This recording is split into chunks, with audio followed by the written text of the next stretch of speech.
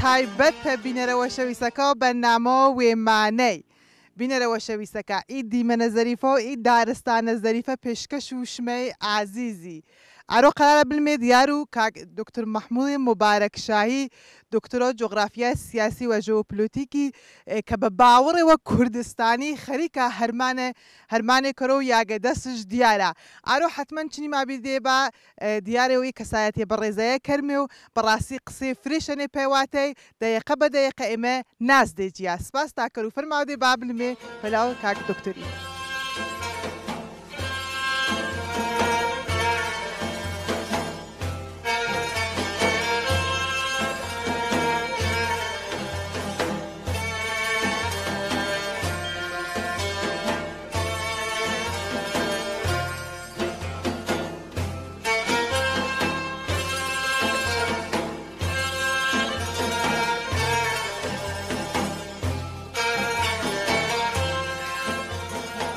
دکتوریان سپاسڵ کەرمێ کە داوەت و ئێمەڵ قبول کرد پێ بەرنامە وێمانە یاگەی شانازیێن وتوێشتنی جنابیل حەز کەرمێ هەرچەند کە جنابۆ جە کوردستانە بە تایبەت هۆرامانەنە خەڵک شارەزان بە ئەژناسیەشمە و هەرمانەکانڵ بەڵام حەز بە کەرمی وی تافرەتر بە بینەرەوە بەرنامە وێمانێ بژناست. سپاسەکەڕونە خاتونەرمین ڕێز و حرمەتمان خزمەتانە سپاس تا کردوکە ئێمە تا بەسەر کردیمەوە من محموود مبارەک شایەنە خەڵک و شار و نۆتشەی و ماوە 25 ساڵان دانیشتوو شار و مەریوانیەنە تەخەسوسم جغرافیای سیاسی و ژئۆپۆلیتیکە دکتۆرە جغرافیای سیاسی و ژئۆپۆلیتیکیمان وەچی بوارەنە خەریک و کار و چالاکیەنە جەحۆزێ فەرهەنگی و کۆمەڵایەتی چەنە بەرپرس و ئەنجومەنی فەرهەنگی هۆنەری بەژینی جەمەریوانیەنە کە خەریکن مێکار و چالاکی فەرەنگی و ماچە ڕاستانە ئەنجامەمێ و جەبواری جۆراوجۆری چەنە پسە ژینگە پارێزی پسەکاری فەرهەنگی تایبەت بە کوردستان بەگشتی هۆرامانیش بە تایبەتی فعالویەت و چالاکی مابیان. دەستڵش بەیاخوا پاسەکە من شارەزانانی جنابڵ حۆزۆ بەسڵام جغرافیای سیاسی و ژئۆپۆلیتیکیەنە کتێبێ وەڵ نوویسەن و هەرمانێ عەڵە سەرکردنە سەروی کتێبێنە حەز کەرمێ باس چێوە شروع کەرمێ سەر و کتێبەکەت و هەرمانانێکە کردینڵکی حۆزەنە. سپاسڵکەر و بەڵێ من کتێبێوم سەر و جغرافیای سیاسی کوردستان و عێراقی و بە تایبەت تەئکید سەر و کێشە و مەسئلە و کەرکووکی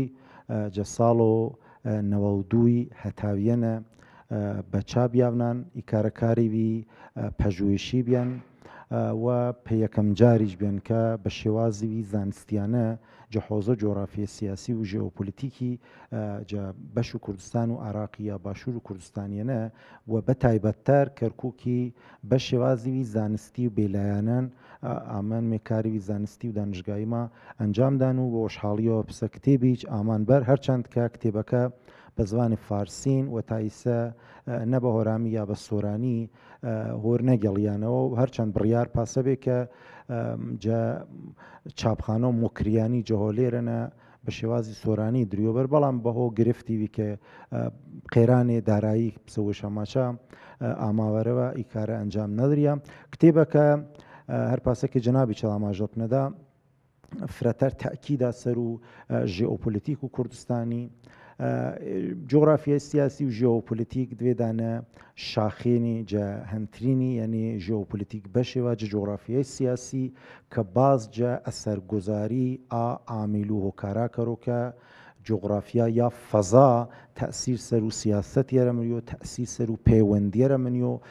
یەری چوار چەمکی پاڵوەنترینیەنە قەرارمڵۆ و مەفهوم و چەمکیوی گۆرەتەر وەشکەرۆ بەنامۆ ژئۆپۆلیتیکی یۆشجا جغرافیا یا فەزان یۆشا هێز و دەسەڵاتە یۆچا ڕێکەبەرایەتی و ڕێقابەتە کە جە دنیۆ ئاروێنە ئێمە ئارۆ بە وزوح وینمش ژئۆپۆلیتیک ڕۆڵیوی کاریگەر وینۆجە پەیوەندی خەڵکیەنە جە پەیوەندی دۆڵەتەکە و زلهێزەکانە کوردستانی جۆچا یاگانەکێ دلێ ڕۆژهڵاتی ناوینێن ڕۆژهڵات ناوەڕاستیەنە یاگەژ هەن و ئینا ڤەرچەم و زلهێزەکانە پۆکەی ژناسەکردەی ژئۆپۆلیتیک و کوردستانی پێ هەر تاکیوی جە کوردستانە من پاسبزان و پێویستە و بە تایبەتەر پێ ئازابێ سیاسی پیانیشاکێ پسە ئەکتەری پسە بازیگەری بیت لێ ساحێ سیاسی کوردستانیانە خەریکێ کار و چالاکیێنی مەفهوم و ژێوپۆلیتیکی و ژێوپۆلیتی کوردستانی فرەفرە مهمە جە کتێبەکەنە ئێمە ئامێنمێ سەر و جغرافیەی بە عام و کوردستانی بەحسما کردن سەر جغرافیە و کوردستان و عراقی و بە تایبەتەر سەر و کەرکووکی کارەنجام دریان پێگە ژێوپۆلیتیکیەکێ کەرکووکی پێی هەرێم و کوردستانیانش باسمان کردن جە ڕوانگەی دەوڵەتی ناوەندی عراقیانە جە ڕوانگە و ئەحزاب سیاسی کوردستانیانە و حکوومەت و هەرێم و ئێستا کوردستانیانە باس و کەرکووکی و باس و ئەهەمیەت و گرنگایەتیەکێ کەرکووکی پێی بەش و باشوور و کوردستانیاش بە تێر و تەسەلی دلێ کتێبەکەیانە باسش کریان مەزایە چێوێکی ژێوپۆلیتیک تاو دشا بە کوردستانی و تەنگەلاچێکی ژێوپۆلیتیک پێ کوردستانی وەشێشاکەرۆ دلێ کتێبەکەیانە بە تێر و تەسەلی باس کریان وجە ئاخریچەوە کە نەتیجەگیریە و گریان لێ کتێبەکەێنەوە ئیسان ئاچەوە ئێمە پیشبینی ماکار هەرچەند کە ئێمەجە 2014 بەهۆ داعشی بەشی فرە یعنی تەمام و کوردستان و عراقی گردش ڕزگار بی و عملاً بحث و اینەیە کریا کە ما 240 کە باس و کەرکووکی باس و مناتقیە کەرۆکە کێشە سەرینی کێشەی ناسەرشاوە واتشا کە کارەکە تەمامیان من لێ کتێبەکەەوە من ئاماژەم پینەیەدان باتەوە جو پینەیەکێ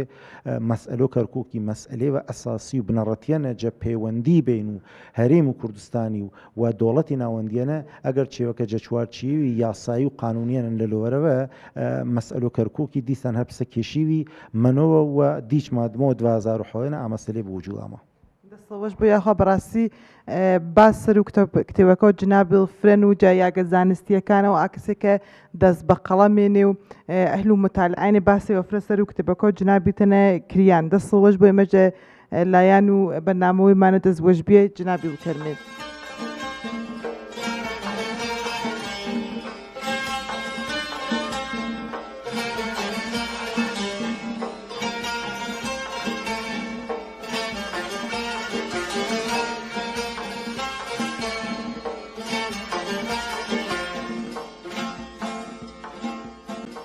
کاک دکتۆر گیانشمە پسە بەرپرس و ئەنجومەن و وەژینی حەزکەرمێ ئی ئەنجومەنەیە فرەتەر بژناسی بە بینەرەکە و ئێمە و هەرمانە و چالاکی ئەنجومەنەیە چێشەنە فرەتەر چ بوارانە خەریک و هەرمانین سپاسەکەر و ئەنجومەن و فەرهەنگی هۆنەری وەژینی یۆجە چالاکترین ئەنجومەنەکە و شارستان و مەریوانە کە پێگەی فەرهەنگی وەژینی من پاسە بزان و هەمجە باشوور و کوردستانیانە هەمجە ڕۆژڵات و کوردستانیانە دیارە بەد وە کوردان و تاڕاوگەشت تا حەدی فرە وەژینی مژناسە وەژین هەر پاسەکی جەنامەکەشەنە دیارە کار و چالاکیەکەش ئینێجە حۆزۆ فەرهەنگی هۆنەریەنە ماوە 12 ساڵان کە ئی ئەنجومەنە مەرزیانە ڕۆخەریکی کار و چالاکی وشە جە حۆزۆ و پەروەردەی بە زمانی ئەڵایی هی بێ هیچ جیاوازیە و هەم کرمانجی هەم سۆرانی و هەم هەورامی جەوەژینەنە کارکریان و وەژین پسە یۆجە ڕەچەشکێنتەرین و ئەنجومەنەکە و ڕۆژەڵات و کوردستانی بیان کە بێ هیچ جیاوازیە و بە معنای واقعی ئاپ چێوەک ئێمە ماچمیشکنە پلۆرالیزمی زوانی جە ڕۆژەڵات و کوردستانیانە پێڕەوش کردن و کار و چالاکی جە حۆزۆ پەروەردەی بە زمانی ئەڵایی کردن بێ جیاوازی وەژین بەرنامەوی ساڵانە ژەن بەنام و شەوە یەلدای کە دلێ شەوە یەلدایەنە خەڵاتێمان بەنام و خەڵات و بەڕووی زێڕینی کە پێشکەش کریۆ بە یۆ چالاکە کە جە حۆزەی فەرەنگی هۆنەریەنە جە ڕۆژەڵات و کوردستانیەنە چالاک بیان گر ساڵە بە دریانش بنە بەڵام ئید وێر ساڵە بەهۆ کۆرۆنای وهۆ بڕێ گیر و گرفتی کە ئاماوەرەوە پێمە ئێمە نەتەواما شەوە یەلدەی بەرمێراوە مەراسمش یۆجە کارە ئەساسیەکە کە ڤەژینی جەماوی ڤەڵێ نەکردنش تقریبان دەهۆ نەوەڵی هەتاویەنە کنگرێوی زانستی ما بەرگزار بکرد کە پێی مامۆستا عوسمان هۆرامی و موسیقای هۆرامی کە بە ئاعتراف و ئاکەسا کە بەشداریشا کەرجە کنگرەکەنە یۆجە سەربەرزترین و سەرکۆتوترین و چێوابێکێ جەکار و حۆزە هۆرامانشناسیەنە بە شێوی زانستی کارش سەرکریا لەوارانەوە مامۆستا عوسمان پاجۆرەکی شیاوە و پاجۆرەکی لازمە ژناسە کریا بە خەڵک و کوردستانی جا حۆزەی هۆنەری چەنە بەرنامەی جۆراوجۆری هۆنەریمە ئێمە بیان ئێمە کۆمیتێمان بەنام و کۆمیتەی وێنەگەری عکاسی هەرپاسە ئێمە کۆمیتۆ ژەنا و ڤەژینی بیان کە چەکار و چالاکیشاکردن کتێبخانەی ئالمان کە هەرپاسەکەی ڕەنگات لێ فیلمەکەشتانە دیار بۆ نیشانش دێدێ کتێبخانەما کتێبخانەوی ئالاکە جا هەم سەر و کتێبەکانمان ئەمە کتێبهایوی کوردیانێ و کتێبهای کوردی و فارسی کە خەڵک پێشوازیش نەکەڕۆ ڤەژین جا کار و چالاکیەکاشنە بەرنامی نۆرۆزانە ژەن کرد ساڵێوە کتێب پێشکەشکەرۆ بە خەڵک و دەگایەکە وئی چالاکی ئیستا ڕەنگا بەشوی چا حزوری زێنم نەبوو و یۆ چا چێواچکی ئیستا دوێر ساڵە ئێمە بەشێوی چالاک خەریکردمێ کارکردمێ بەشی دیجیتاڵی ڤەژینیا کە ئیستا ئێمە ڤەژین بوکسمان کە مەجموعەی فرێ کتێبێ ئاپلۆد کریێنێ و ئینێت لێ سایت و ئەنجومەنیەنە و هەر کەسێ بنیسۆ ڤەژین بوکس دەیان کتێبمێ ڤەژین لێکسمان کە فەرهەنگەکێنێ کە گور و فەرهەنگەکە خەریکا تقریبان ئاپلۆد کریات لێ ڤەژینیەنە و ڤەژین میدیاما هەن کە ئیستا خەریک و کار و چالاکیا ڤەژین میدیا تازە دەست بەکار بیان و هەر پاسە بەشی کارێک جەحۆزە و موزیک یەنە بە شێوی زانستی خەریکێنێ ئازیزێ ئێمە جا ئەنجومەنە خەریکی کار و چالاکێنێ وەنی فەزاکیما بەردێنە بە تەرەف و فەزەوی دیجیتاڵی وەرپاسە ئێمە کلاسایە ما بیان پێسە فەلسەفە پێزاوڵە یعنی چێ کە دەنگشدانەوە تەسیرگوزار بیان و خانەوادەکەی پێشوازیشا چنەکەن ئینە تقریبان بە شێوازیوی گردی ئا کار و چالاکیێنێ کە ئێمە ئەنجومەن و ڤەژینی کارکەرمێ سەر شارەوە پەیوەندیوی ئالیچمانچنی ئەنجومەنەکاتەری شار و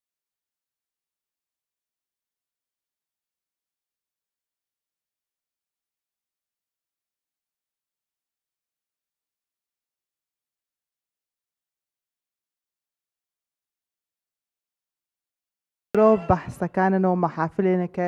تەشریفڵ هەن هەمیشە این قسێ مەفەرماوینە کە مشۆ باوەڕێوە کوردستانی ما بۆ ئینەی پەیمەشی کەرەوە کە باوەڕێوە کوردستانی ما بۆ ماناش چێشەنە سپاسکەر و بەڵێ من ئینە بە باوەریوی قوڵەوە ئینەیە ماچوو جە فرۆیاگانە جە مساحبەنە جەنویسێنە ئاعتقادم بە گوتاریوی کوردستانیان جە گوتاریوی کوردستانیەنە ئێمە تەنەڤۆع و تەکەسۆرەکە ناجە کوردستانە نەجەبواری ئاینی جەبواری زمان و زاراوەیی جەبواری جۆغرافیایەنە گردی گێرەوە کوردستان جەباوەریوی کوردستانیەنە کوردستان فەزەیوی جغرافیایین کە دلێ ئێ فەزایەنە گرکەز یاگەش بووە بێهی جیاوازی ئەگەر ئا باوەرە بە معنای واقعی دلێ تەفەکۆری ئەحزاب سیاسی کوردستانی و هەر پاسە حکوومەت یا دەسەڵاتێک کە ئیسە باشوور و کوردستانیان یا ئەگەر جە بەشێتەر و کوردستانیانە دەسەڵاتێ بۆ وجود بێ ئەگەر بە باوەریوی کوردستانی خەریک بۆ جوڵیەوە و هورس و ئەرەنیشت کەرۆچنی خەڵکەکەی من پاسە بزان و چێوێ بەنام و جیاکاری و جیاوازی کردێت لێ خەڵکەکەی نەمەمەن و ئێمە کوردستان هەر پاسەکە جەنابم زانی جەبواری ئاینی مسلمان ماهەن مەسیحی ماهەن یەهودی ماهەن یارسان ماهەن ئیزدی ماهەن جەبواری مەزهەبیەرە شیعەمان سونیمان سۆفیمان سەلەفیمان چوزان و چنێ قەڕاعاتی جۆرا و جۆرێ دینی مەزهەبی لە کوردستانیەنەن جەبواری زمانی و زاراوەیەرە ئێمە کرمانجمان سۆرانیمان کەڵغوڕمان هۆرامیمان ئی دیدە نیشان و ئینەیە مڵۆ کە ئەگەر ئێمە پی دیدە کوردستانیە تەماشۆ ئینیشا کەرمێ وە تەمام و ئینیشا کە وەشە جە چوارچیوی کوردستانیەنە ئەژناسەکەرا ئێتر حەقی بەرابەر شاپنە مڵریۆ بەڵام ئێمە ئەگەر هەر کام جە ئێمە بێمێ جەدید و وێمارە جە باوەری مەزەبی وێمارە جە باوەری زمانی و فەرەنگی وێمارە بێمێ تەماشۆ ئا دەوروبەریا کەرمێن پاسە ئەحساس کەرو کە جۆرە تەبعیزێ وەش بوو کە ئانە خەساریوی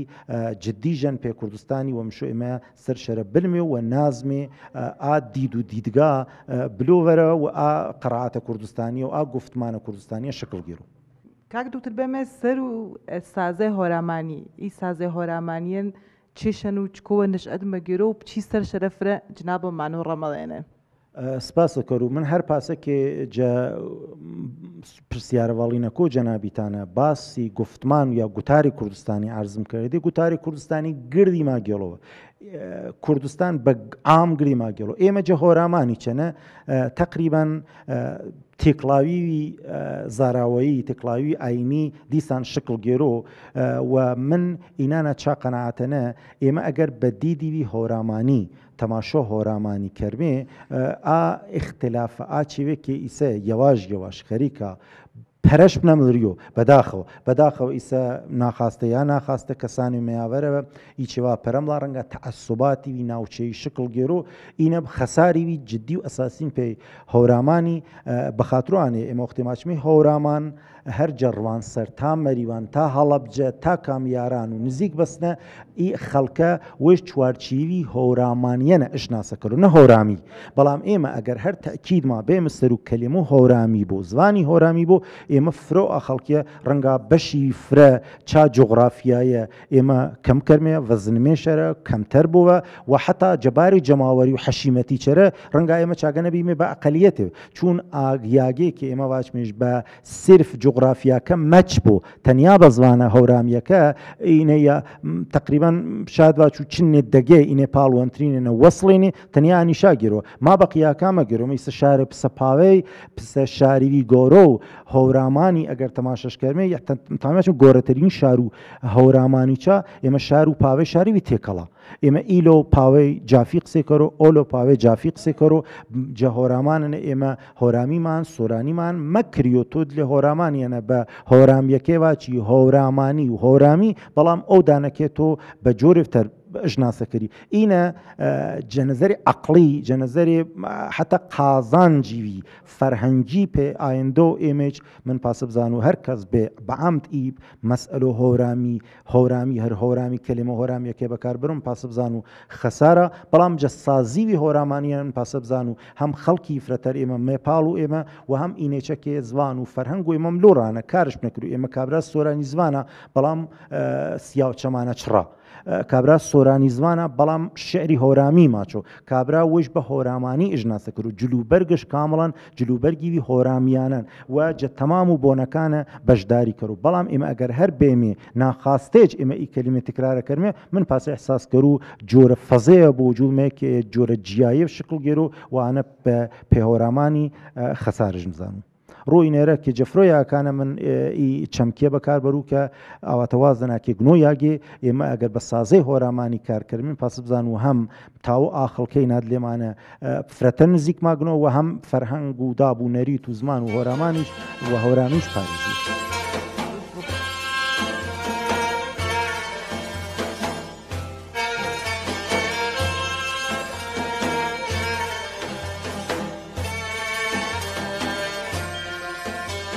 وڵی گەرەکم بێ جا درێژە و باسەکەیەنە و وتوێژەکەیەنە بەحسی کەرو سەر و جۆغرافیای و ئینکە خەڵک و ئێمە جۆغرافیە وێژ وڵات و وێش خاستەر بژناسۆ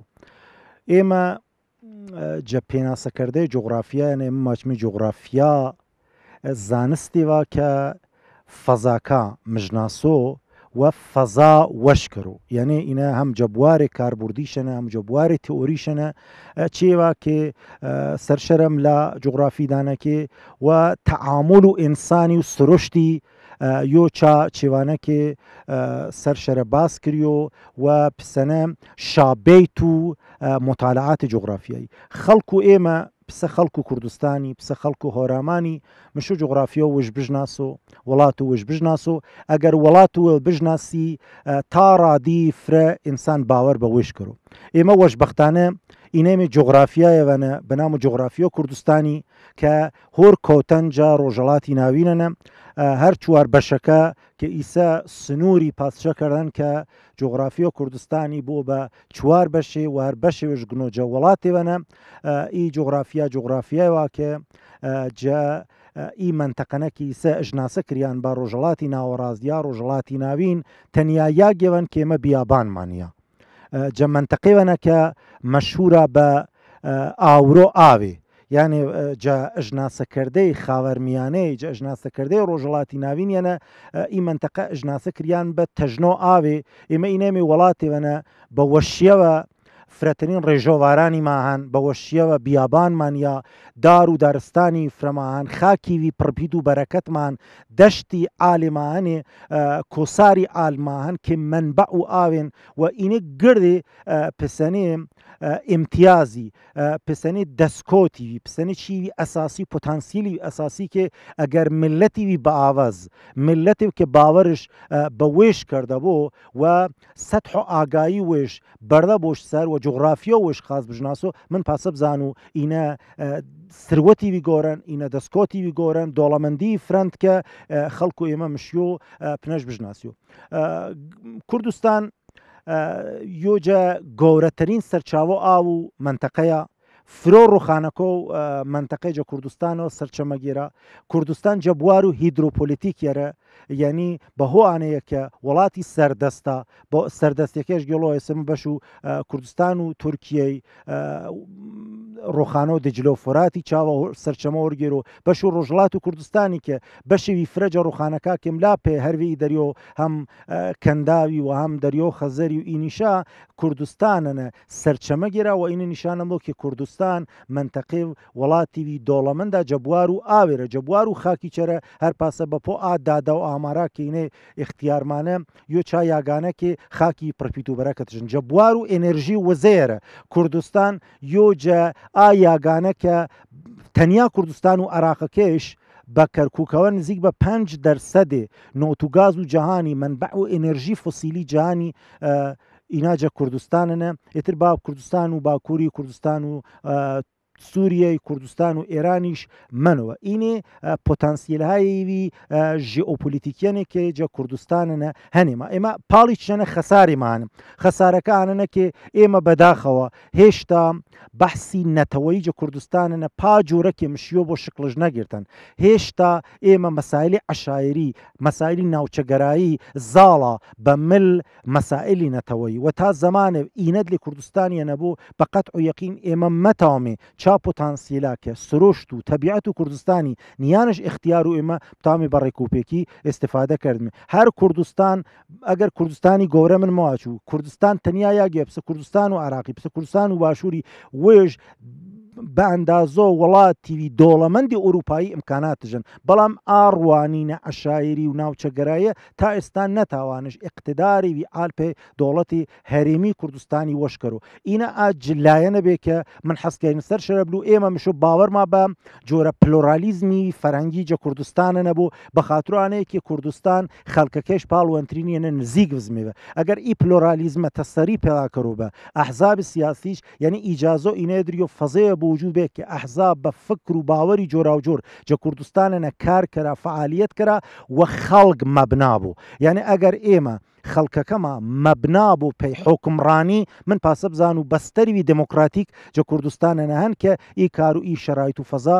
پێش وەش بوو و بتامێ بێ ئینەیەکە هیچ جۆرە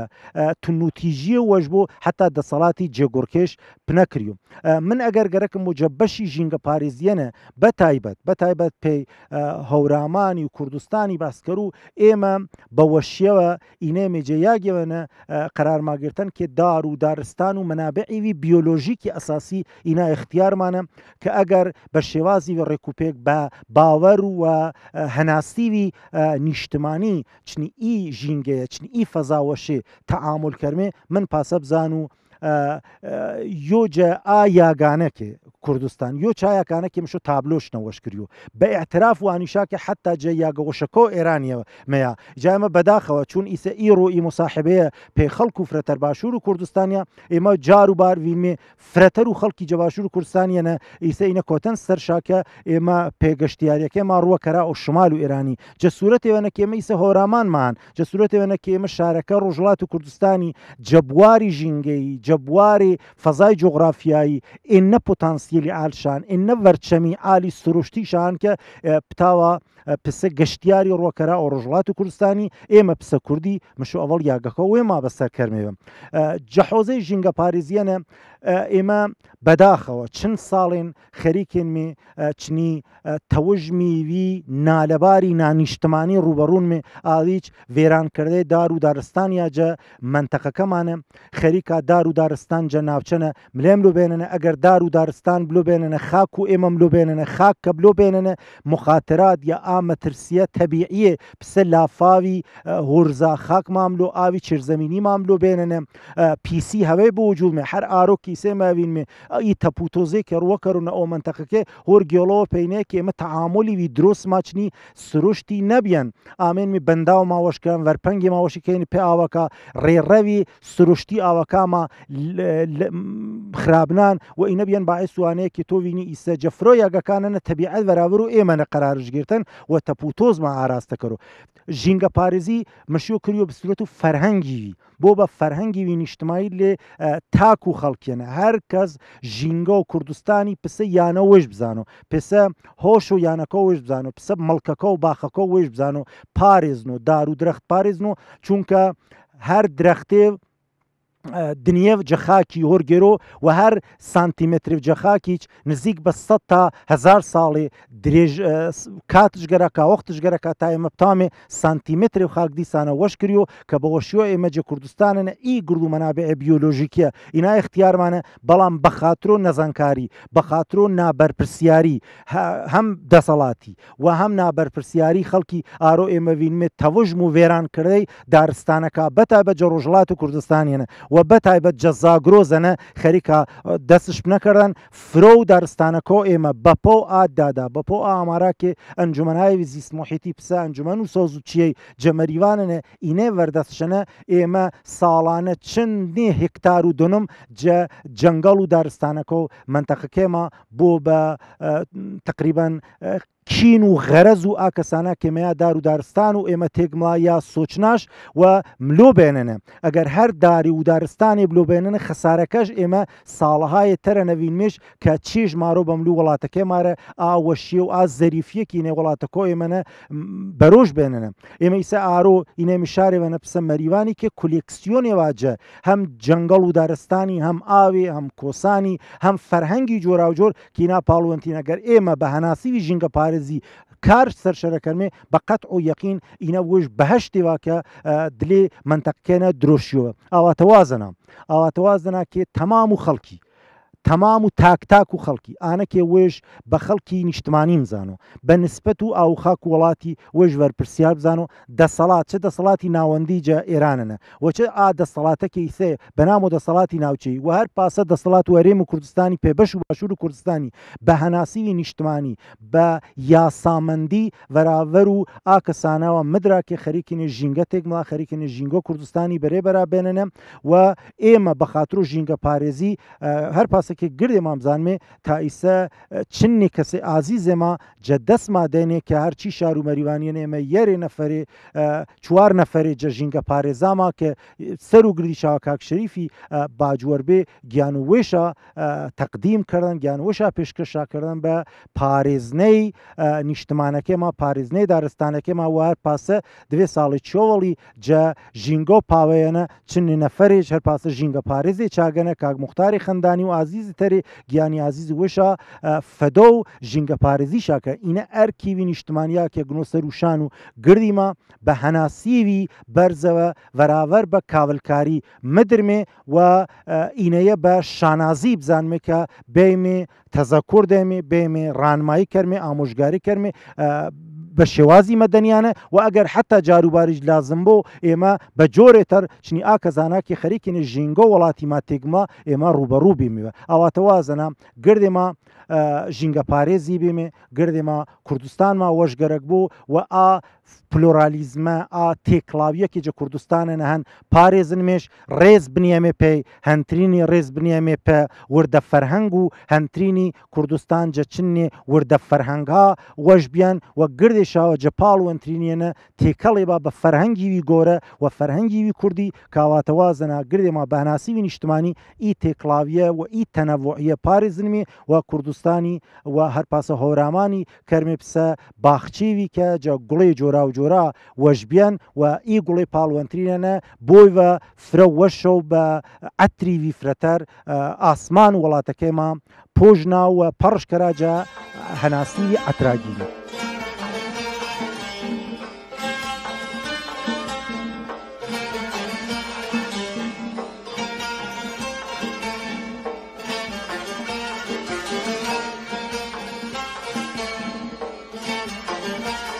کاک دکتۆریان هەر پاسەکە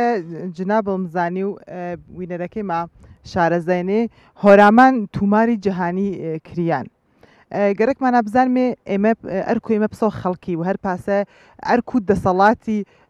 چی بوارە نەچێشن سپاسەکەر و پرسیارەوی بەیاگێن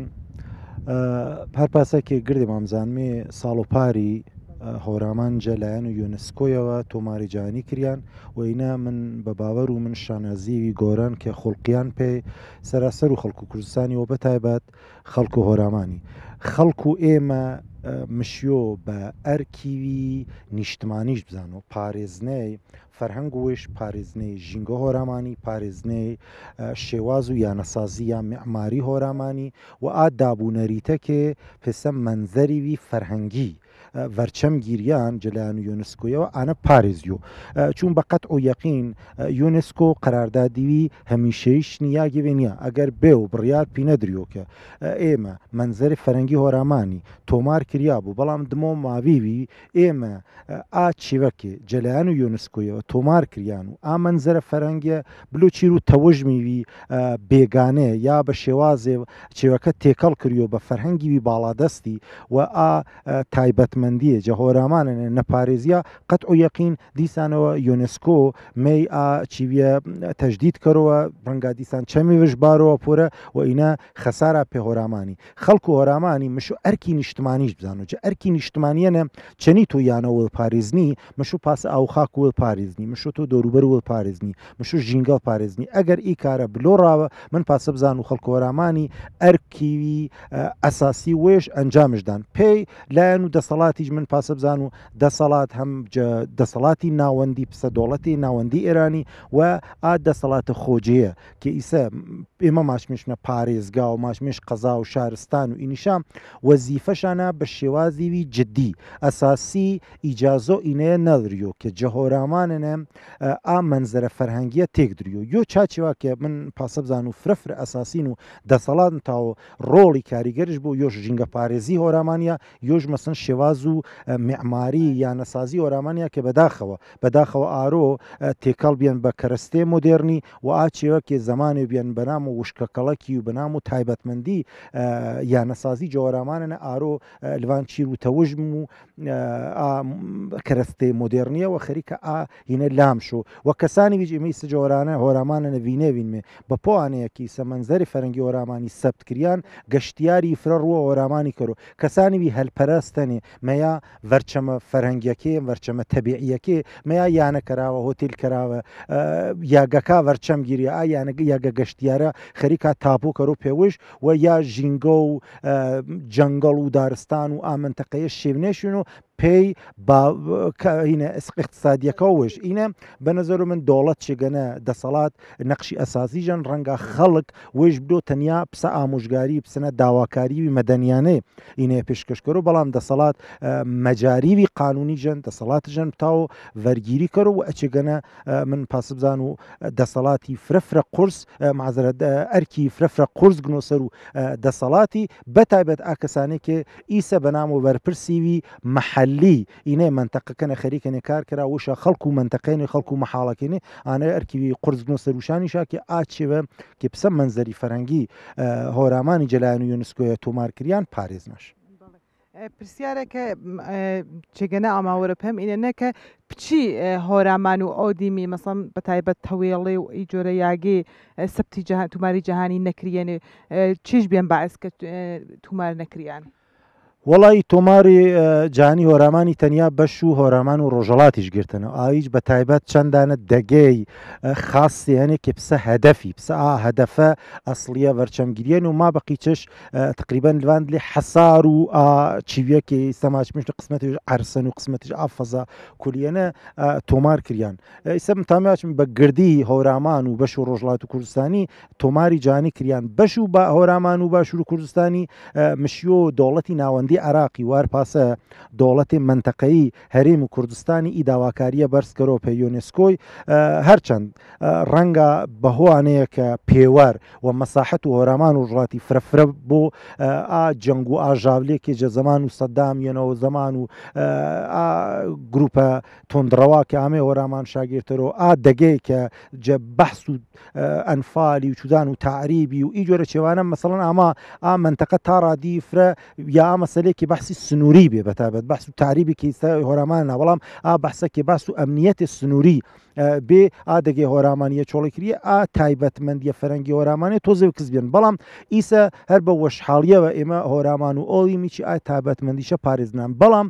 جە شێواز و یانەسازی و معماری و ئی جۆرە چێوانە ئۆڵی میش بەداخەوە پسە هۆرامان و ئی میش سەرامان ئی داواکاریە پێ خەڵک و ئۆڵی میواقان خەڵکی مەدەنی لایەنە مەدەنیەکە بەرز کردیۆکێ تا ئایاگێ کریۆ شاپەی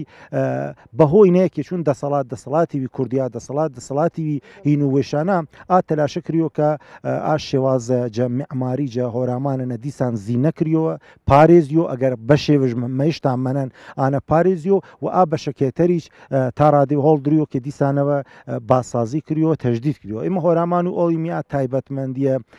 فەرهەنگی و عێرفانی و ئاچێوشان وەژ ئینە پسنە پۆتانسیلیوی کە کریۆ سەر شەرە مانۆر دریۆ و چا لایەنەوە مەسەڵان هەمەریم کوردستانی هەم خەڵکەکە بێ هۆڵدۆ کە بەشە فەرهەنگی و هۆرامان و ئۆڵیمیە هیچ سەبت کریۆنە کاک دکتۆریان زەحمەت کیشی دمائین قسە پێویرەوە شەویستەکە بەرنامە وێمانە فەرماوینە من سپاس و تایبەت و جەناوی تاکەر و هەم جەنابڵ هەم کامرامان کە زەحمەتش کێشان و تەشریف تا ئاردان ئێمە تا سە بەسەر کردیمە وەڵی قسێوە تایبەتم نییەنە بەڵام داواکاریم ئانەکە خەڵک و ئێمە خەڵک و کوردستانی بەگردی خەڵکۆرامانی بە تایبەتی وێمە خاستەر بژناسمێ ڕێز و حرمەت پێ وێمە بنیە مێرە ئەرزش بنیە مێرە پێی خەڵکی باسەواد وێمە خەڵکانێکی زەحمەت شاکێشتن کار و چالاکی کەرە جەبوارێ فەرەنگی جەبوارێ ژینگە پارێزی و بوارە جۆرا و جۆرەکە تەریەنە خەریکێنێ کار و چالاکی کەرە ئێمە هەرچی وێمە فرەتەر بژناسمێ ئێمە هەرچی وێمە فرەتەر بەرزکەرمێوە هێشتا کەمە ئێمە بە تووشوانێ نەبیمێ کە ئەحساس و ئینەیە کەرمێکە مشو دیگەران بەیە مشو کەسانی تەری بەیە ئێمە بژناسە ڕوانگە کە مەشهورە بە ڕوانگیوی شەرقشناسی ئێمە دیگەران با نەیە ئێمە بژناسە بەقەت ئەو یەقین جە کوردستانە جە هۆرامانە کەسانی فرێنێکە شارەزێنیم تاوا خاستەر وڵاتەکە وما بژناسە بەڵام مشۆ خەڵکی وما گرنگایەتی تایبەت شادۆپنە ئەرزشا پێ بنیەوە میدیا بە تایبەت میدیا ئاکەسانە بەسەر کەرەوە و بەرنامەشا پێ بنیەوە جەبواری جۆرا و جۆرەنە ئێمە بتامێ کار و چالاکی وما نیشانە دێمێ و ئافرادێ سەرکریاوە من دیسانەوە سپاس و تایبەت وشمەکە و ئاواتەوازەنا کە بینەرەوە شەویستەکەشمێت ساق و سلامەتی با دوورێ با جار جۆرە بەڵێوی سپاسەکە و دکتۆریان بەڕاستی ئارۆز زەحمەتی فرەمادەم زانمێستەر قاڵبێشی هەرمانی فرەی نەدەستەوە بەڵام سپاس کەرمێکە ئی درەفتەدا پێمەوە تاوامایی بەرنمەیە زەبت کەرمێ زەحمەت و کێشا هەر چەنین دکتۆری جە شمە وینەرەوە شەویستەکە خواحافزی مەکە و تا بەرنامەوە تەر و دیدارەتەر بەخۆی گۆرە مسپاروتە سپاسەکە و دکتۆریان مەمنون دەستەوە